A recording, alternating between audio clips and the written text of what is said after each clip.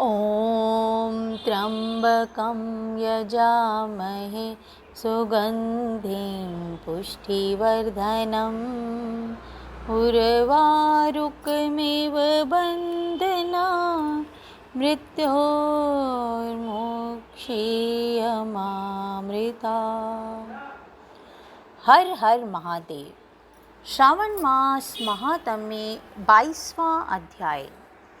सर्व काम फलप्रद संकटहरण व्रत। भगवान श्री सदाशिव ने कहा, हे सनत कुमार, श्रावण शुक्ल पक्ष चतुर्थी के दिन सर्व काम फलप्रद संकटकरण नाम का व्रत होता है। श्री सनत कुमार ने कहा, हे देव, किस विधि से व्रत तथा पूजा करनी चाहिए और किस प्रकार उद्यापन करना चाहिए, यह सब आप मुझे विस्तार पूर्वक बतलाइए। भगवान सदाशिव बोले, चतुर्थी के दिन प्रातःकाल उठकर दातून आदि करके पुण्यदाता शुभ संकटकरण व्रत का संकल्प करना चाहिए। हे देवेश, मैं चंद्रोदय तक निराहार रह आपकी पूजा करके भोजन करूँगा। मेरे संकट को आप दूर कीजिए।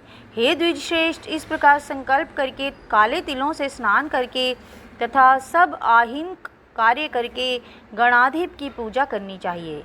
मनुष्य को उचित है कि वह अपनी शक्ति के अनुसार 3 मासे, 1.5 मासे या इससे भी कम सोने की प्रतिमा बनवाएं। सोने के अभाव में चांदी अथवा तांबे की मूर्ति बनवाई जा सकती है, लेकिन यदि साधक बहुत ही गरीब हो तो मृतिका की प्रतिमा बना सकता है। किंतु जिस मनुष्य के पास पर्याप्त धन हो तो उसे इस पवित्र धर्म कार्य के लिए व्यय करने में कंजूसी नहीं करनी चाहिए। पहले रमणीय अष्टदल कमल के ऊपर वस्त्र सहित घट स्थापित करना चाहिए। जल भरकर उस पर पूर्ण पात्र तथा प्रतिमा रखकर 16 उपचारों द्वारा वैदिक या तांत्रिक मंत्रों से पूजा करनी चाहिए। हे वत्स, तिल युक्त शुद्ध पवित्र घृत से 10 लड्डू बनाने चाहिए। उनमें से 5 गणाधीप के लिए रखने चाहिए। भक्ति द्वारा देवता की भांति उस ब्राह्मण की पूजा करनी चाहिए। फिर यथाशक्ति दक्षिणा देकर प्रार्थना करनी चाहिए। हे विप्र श्रेष्ठ, हे देव, आपको नमस्कार है। आपके निमित्त इन 5 लड्डुओं को फलों तथा दक्षिणा सहित दे रहा हूँ। हे द्विज श्रेष्ठ, आप इसे ग्रहण करें, आपत्ति से मेरा उद्धार करें। जो कुछ मैंने अधिक अथवा कम किया है, हे विरूप गणेश्वर, वह सब परिपूर्ण हो। सुस्वादु अन्नों द्वारा ब्राह्मण को भोजन करवाना चाहिए। चंद्रमा को अर्घ देना चाहिए। अब तुम मुझसे उस अर्घ मंत्र को सुनो। क्षीर सागर, संभूत, सुधारूप, निशाकर तथा गणेश प्रीतवर्धन, आप मेरे अर्घ को स्वीकार करें। इस प्रकार विधि पूर्वक व्रत किया जाए तो गणपति प्रसन्न हो जाते हैं और अभिलाषित पदार्थ प्रदान करते हैं। उन पदार्थों को मनुष्य को स्वीकार कर लेना चाहिए। इस व्रत के करने से विद्यार्थी विद्या, धनार्थी धन, पुत्रार्थी पुत्र प्राप्त कर लेता है, मोक्षार्थी गति, कार्यार्थी कार्य सिद्ध कर लेता है, रोगी रोग से छुटकारा पा लेता है, आपत्तियों में घिरे हुए व्याकुल मन वाले, चिंता से ग्रस्त अपने सगे संबंधियों के वियोग से दुखी जनों के सभी संकट हरने वाला, इष्ट फल देने वाला, पुत्र पौत्र आदि तथा संपूर्ण संपत्ति देने वाला यह उत्तम व्रत है। अब मैं तुम्हें पूजा तथा जप के मंत्र बताता हूँ। पहले ओमकार शब्द, फिर हे रंभ के अनंतर लंबोदर शब्द, तत्पश्चात संकट निवारण शब्द को चतुर्थ्यांत बनाकर अंत में स्वाहा शब्द करना चाहिए। वैसे यह 21 अक्षरों का मंत्र है। मनुष्य को चाहिए कि 10 दिशाओं की पूजा करे। हे वत्स, मैं तुमको लड्डू बनाने की एक और विधि भी बताता हूँ। शुद्ध घृत से परिपूर्ण तिल सहित मूंग के लड्डू करती हुई गिरी डाल कर बनाने चाहिए। लड्डू श्री गणेश जी को समर्पित करने चाहिए। अलग अलग नाम पदों द्वारा गणनाथ की पूजा करनी चाहिए। हे मुनि सतम, तुम मुझसे उन नामों को सुनो। गणाधीप, आपको नमस्कार है। उमापुत्र, अघनाशन, एक दंत, दंतवक्त्र, मूषक वाहन, विनायक, ईशपुत्र, सर्वसिद्धि प्रदायक, विघ्न राट, स्कंद गुरो, सर्व संकट नाशन, लंबोदर, गणाध्यक्ष, गौर्य मंगल संभव, धूम्रकेतु, भालचंद्र, असुर मर्दन, विद्या निधान, विकट और शूर्पकर्ण, आपको नमस्कार है। इन 21 नामों द्वारा गणेश की पूजा करनी चाहिए। भक्ति द्वारा विनम्र हो प्रसन्न मन से देव की प्रार्थना करके कहना चाहिए, हे विघ्न राट उमापुत्र अघनाशन, आपको नमस्कार है। मैंने आज अपनी शक्ति के अनुसार जिस कार्य के लिए आपकी पूजा की, उससे आप मुझ पर प्रसन्न हो। मेरे मन की सभी इच्छाओं को पूरा करें। हे प्रभु, आपकी दया से ही मैं सब कामों को कर पाया हूँ। मेरे शत्रुओं की बुद्धि का नाश तथा मित्रों का अभ्युदय करो। इस प्रकार प्रार्थना करके अष्टोत्तर शत होम हवन करना चाहिए। व्रत की समाप्ति के लिए लड्डुओं का बायना देना चाहिए। फलों से युक्त 7 लड्डू रखकर कहना चाहिए, गणेश की प्रसन्नता के लिए यह मैं ब्राह्मण को दे रहा हूँ।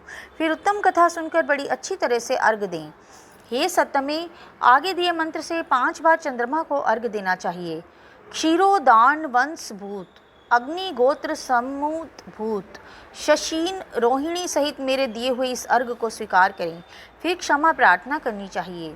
ब्राह्मणों को यथाचित भोजन करवाना चाहिए। जो देव तथा ब्राह्मणों को भोजन करवाने के बाद बाकी रह गया हो, उसे स्वयं भोजन करना चाहिए। ऐसा न कर सके तो भोजन यथामुख करना चाहिए। इस प्रकार 3 या 4 मास तक विधि द्वारा व्रत करना चाहिए। 5वें मास में साधक को भली भांति उद्यापन करना चाहिए। साधक को पहले वक्त कुंड की शक्ति अनुसार प्रतिमा बनानी चाहिए। भक्त को चाहिए कि पहले वाली विधि से पूजा करके सुगंधित चंदन तथा नाना प्रकार के फूलों द्वारा पूजा करनी चाहिए। समाहित होकर नारिकेल फल से ही अर्घ देना चाहिए तथा ब्राह्मण को फल संयुक्त वाहन दान करना चाहिए।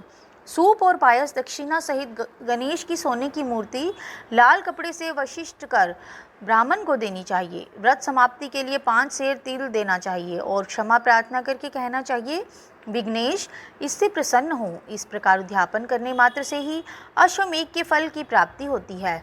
सारी इच्छाएं पूर्ण हो जाती हैं। हे सनत कुमार, मेरे कहने से पूर्व पार्वती ने इस व्रत को 4 मास तक संकल्प की प्राप्ति के लिए किया था।